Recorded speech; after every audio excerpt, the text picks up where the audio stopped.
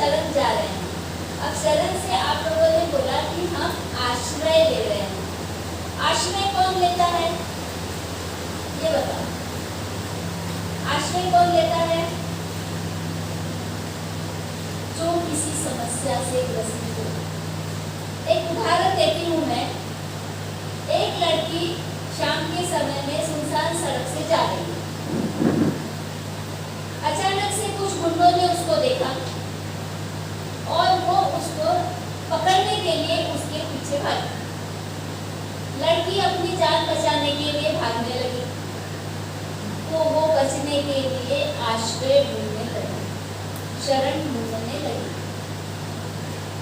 बराबर? मतलब कोई मुसीबत में है, किसी तकलीफ में है, किसी समस्या में है और उसको अपना बचाव करना है, अपनी सुरक्षा करना है, तो वो शरण स्थली ढूंढती है।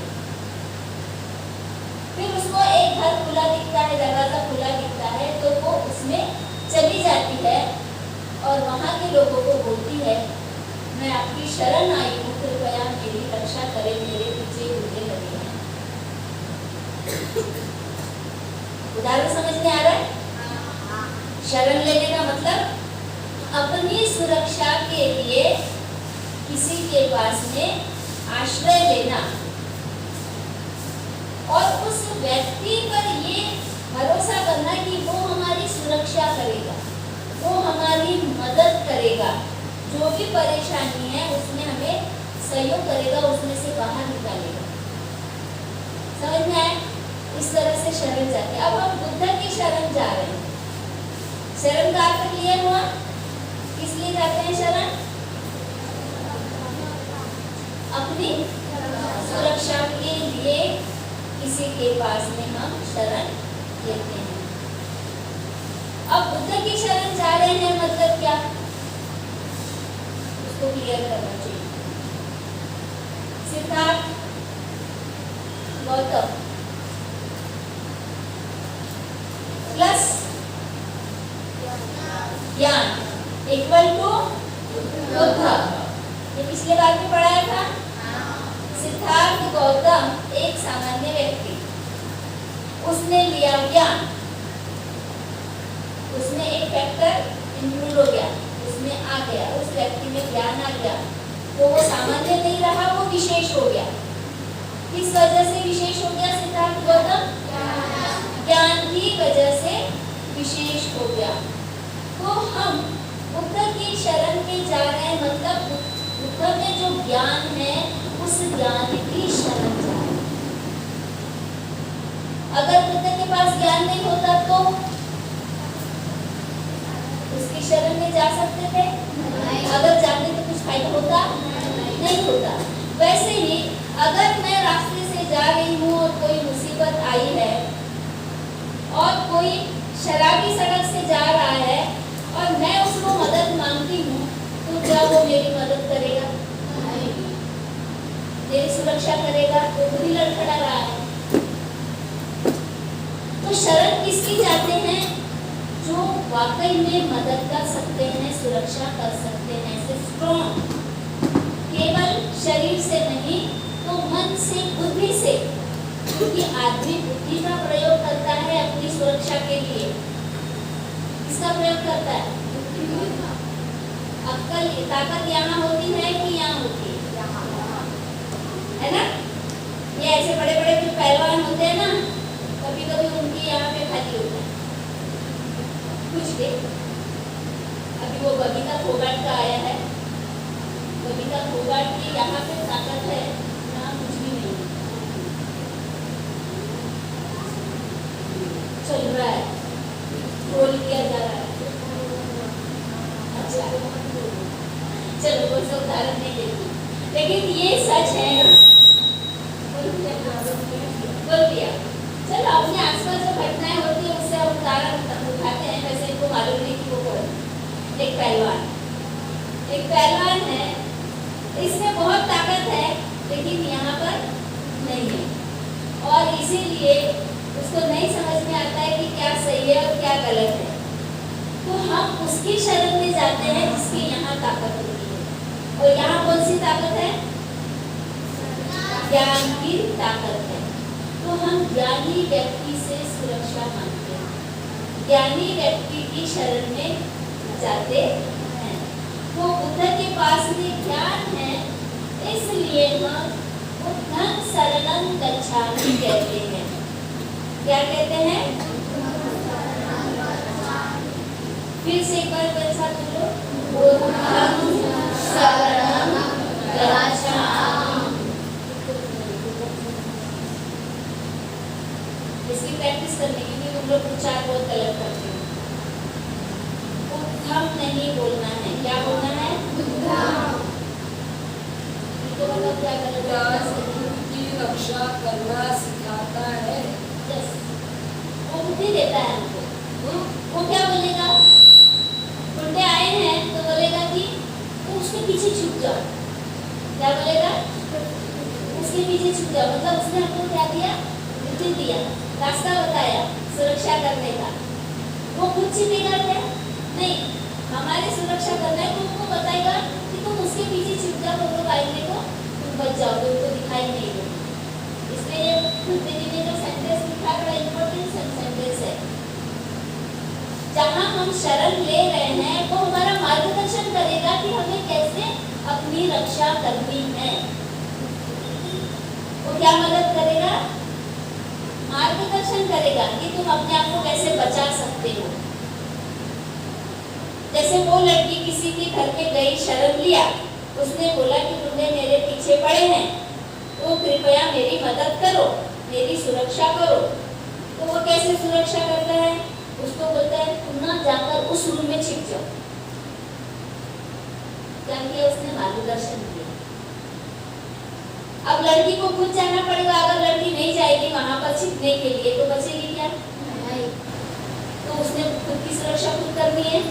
वो सिर्फ हेल्प कर रहा है, वो बता रहा है कि कैसे बच सकती हो। वैसे ही जब हम बुद्ध की शरण जाते हैं, मतलब बुद्ध ने जो ज्ञान दिया है उसकी शरण में जाते हैं। ज्ञान की शरण नहीं लेता, हम ज्ञान की शरण में जाते हैं।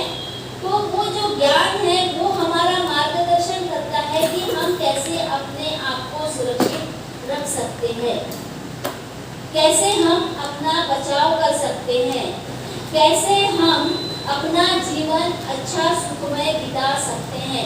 ये सब कौन बताएगा? बुद्ध का ज्ञान। बुद्ध तो बता के चले गए, अभी है क्या जिंदा? नहीं, लेकिन उन्होंने बताया कि आदमी अपनी सुरक्षा खुद कैसे कर सकता है। इसलिए उन्होंने शब्द इस्तेमाल किया है ना, अत्तदीप भव, स्वयं प्रकाशित हो। और एक वर्ड है उसमें, याद नहीं आ रहा, अत्ता नाम को ऐसे कुछ है। हाँ, अत्ता ही अत्ता नाको। तुम खुद के स्वामी हो, तुम खुद की रक्षा कर सकते हो, किसी और को स्वामी नहीं बनाना। नाको का मतलब मालिक या स्वामी। तुम खुद अपने स्वामी हो। तुम जिससे मदद मांग रहे हो तुम्हारा स्वामी नहीं है, वो सिर्फ तुम्हें रास्ता दिखा सकता है। बुद्ध ने अपने आप को भी नहीं बोला कि मैं तुम्हारा सर्वे सर्वा हूँ या मैं तुम्हारा मालिक हूँ, मैं तुम्हारा स्वामी हूँ, तुम मेरे गुलाम हो जाओ। ऐसा बोला था कहीं बुद्ध ने? नहीं बोला है। बुद्ध क्या कह रहे हैं? मैं तुम्हें मार्ग बता रहा हूँ, मैं तुम्हें ज्ञान दे रहा हूँ, वो ज्ञान से तुम अपनी खुद रक्षा करो। तुम किसी के गुलाम मत बनो। जो मदद कर रहा है उसके भी गुलाम नहीं बनना है, लेकिन उसके प्रति आदर व्यक्त करते हैं। जब कोई मदद करता है तो हम उसको थैंक यू बोलते हैं, है ना, उसका धन्यवाद करते हैं, उसको अभिवादन करते हैं। तो हम भी बुद्ध को क्या करते हैं? अभिवादन करते हैं, नमन करते हैं, थैंक यू बोलते हैं, उनका आदर करते हैं। इसलिए क्योंकि उन्होंने हमें हमारी अपनी सुरक्षा करने का रास्ता बताया, उन्होंने हमें वो ज्ञान दिया है जिससे हम खुद अपनी सुरक्षा कर सके। क्लियर? यहाँ तक निगारी? मैंने क्या बोला समझा? क्या दिया है बुद्ध ने अपने को? क्या दिया? क्या दिया? बुद्ध ने हमको रास्ता बताया। रास्ता बताया, उसको क्या बोलते हैं?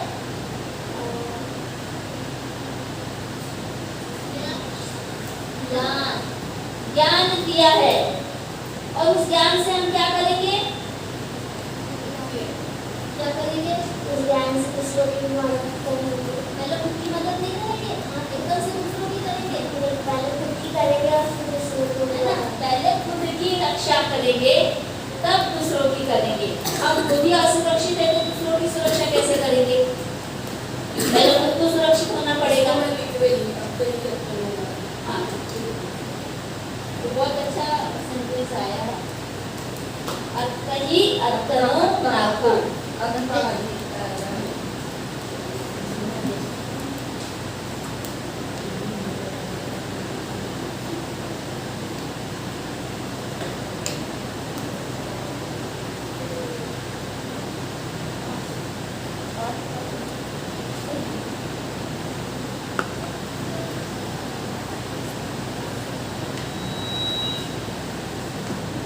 इतना बोलते रहो। हाँ, तो ये क्लियर हो गया। शरण लेना यानी आश्रय लेना। आश्रय किस लिए लेते हैं? अपने सुरक्षा का रास्ता खोजने के लिए। और जो हमें रास्ता बताता है वो कैसा व्यक्ति होता है?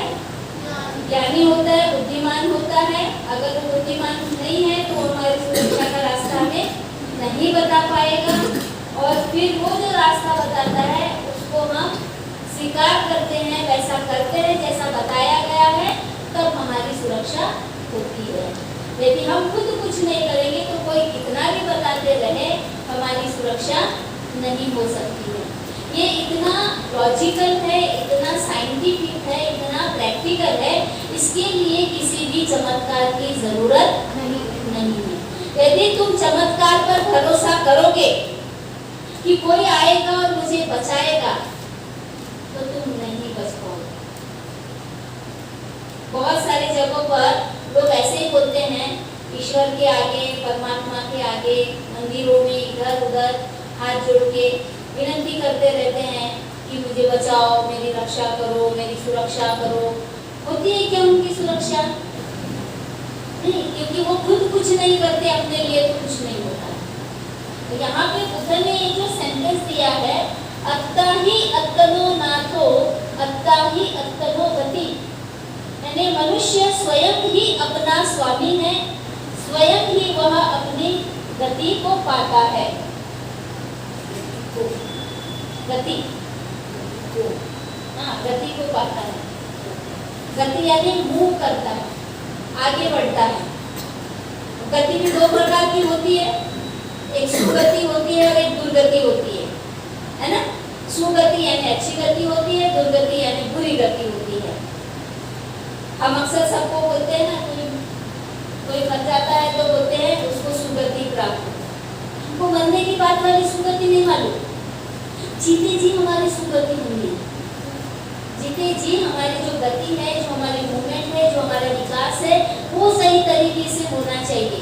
अगर हम किसी को, अन्य को हम मालिक बना लेते हैं, स्वामी बना लेते हैं, तो हम नेचुरली उसके गुलाम हो जाते हैं।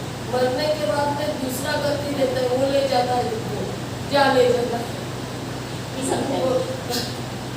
अगर हम किसी को स्वामी मानते हैं तो हम क्या हो जाते हैं? इसके गुलाम हो जाते हैं। इसलिए बुद्ध क्या बोलते हैं? किसी दूसरे को नहीं, खुद को अपना स्वामी, खुद के स्वामी खुद बनो, खुद के मालिक खुद बनो, खुद विचार करो कि तुम्हारे लिए क्या सही है। जो भी ज्ञान मिल रहा है वो ज्ञान क्या तुम्हारे लिए सही है। हमने अगर किसी के घर में शरण ली है और उसने हमको बताया कि उस जगह पर छुपो तो तुम बच जाओगे, तो तुमको बुद्धि का इस्तेमाल करना पड़ेगा कि क्या वाकई वहाँ छुपने से मैं बच जाऊंगी। हो सकता है कि वो गलत हो, सही ना हो, उसने तो बताया, लेकिन तुमको अपनी बुद्धि का इस्तेमाल करना पड़ेगा। ऐसा नहीं तुम उसके गुलाम नहीं हो, वो तुम्हारा स्वामी नहीं है कि वो जो बोले वो तुम करो। तुम्हें सोचना पड़ेगा कि इसने जहाँ छुपने के लिए बोला है, वाकई में वहाँ मैं छुप सकती हूँ, मेरा बचाव होगा। अगर सही लगेगा तो तुम चुपोगे, और सही नहीं लगेगा तो तुम अपने दिमाग से क्या बोलोगे, अरे नहीं नहीं ये क्या कुछ भी बता रहा है, यहाँ से तो मैं दिखाई दूंगी, क्यों ना वो खिड़की खुली दिख रही है, मैं उस खिड़की से पीछे निकल जाऊं। मैंने आपने क्या किया, अपनी बुद्धि का प्रयोग किया। हमको 10 लोग 10 तरह की बातें बताएंगे, लेकिन हमें अपनी बुद्धि से समझना पड़ेगा 10 में से कौन सी एक बात है जो परफेक्ट हमारा अच्छा कर सकती है। नहीं तो भटकते रहोगे, किसी निर्णय पर नहीं पहुंच पाओगे कि क्या सही है और क्या गलत है। तो इसके लिए हमारी खुद की बुद्धि का विकास होना जरूरी है, और इसी बुद्धि का विकास करने के लिए हम बुद्ध की शरण में जा रहे हैं, क्योंकि 2500 साल से ये सिद्ध हो चुका है कि बुद्ध ने जो ज्ञान दिया है वो ज्ञान मनुष्य के हित के लिए है, मनुष्य के कल्याण के लिए है ना। गलत ज्ञान दिया होता तो इतने लोग बुद्ध की शरण जाते क्या? नहीं, बुद्ध ने जो ज्ञान दिया है वो ऐसी बातें बताता है जिसको अगर हम अमल में लाते हैं, आचरण में लाते हैं, तो हमारा अच्छा ही होता है। इसलिए हम बुद्धं शरणं गच्छामि बोलते हैं। कैसे बोलते हैं? ये अनुस्वार है, इसको बुद्धं बोलते हैं। बुद्धं लिखो, रॉन्ग वाला बोलिए, रॉन्ग वाला को बता दो।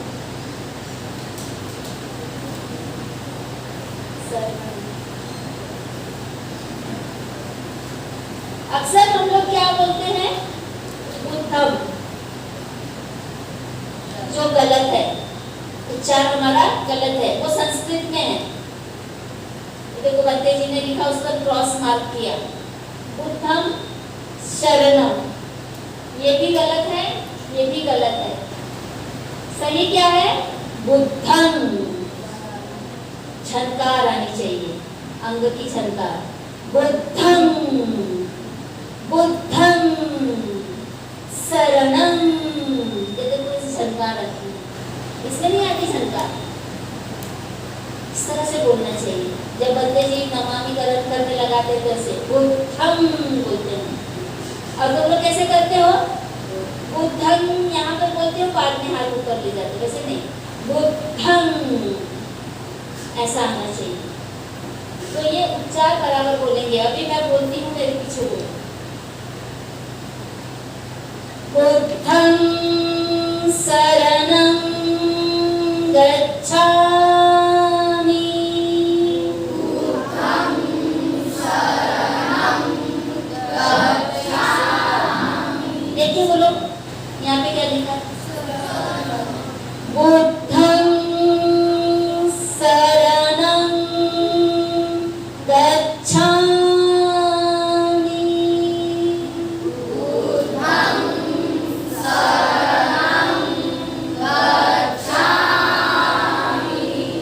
फिर से बुद्धं शरणं गच्छामि। कितना प्यारा लगता है। हम लोग कुछ भी बोलते रहते हैं, ऐसे ही बोलेंगे, ये तो बोलेंगे, ये तो बोलेंगे, नैना बोलो। बुद्धं शरणं गच्छामि, बुद्धं शरणं गच्छामि। आधा जानो, स बोलना है, श नहीं बोलना है। बुद्धं शरणं